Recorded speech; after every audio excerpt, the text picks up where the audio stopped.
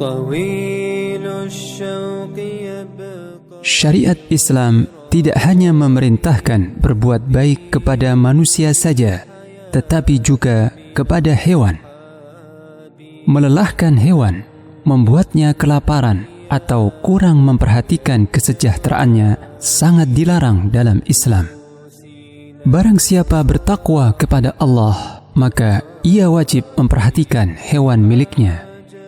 Sahal bin Amr radhiyallahu anhuma berkata, Rasulullah sallallahu alaihi wasallam melewati seekor unta kurus yang punggungnya menempel dengan perutnya karena saking lapar dan lelahnya.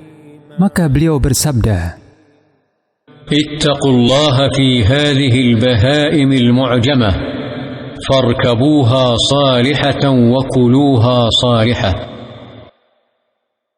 Bertakwalah kalian kepada Allah pada binatang-binatang ternak yang bisu ini. Tunggangilah ia dalam keadaan baik, dan makanlah ia dalam keadaan baik pula. Hadis riwayat Abu Dawud. Oleh karena itu, marilah kita berbuat baik kepada hewan dan mengasihinya, agar Allah pun mengasihi kita.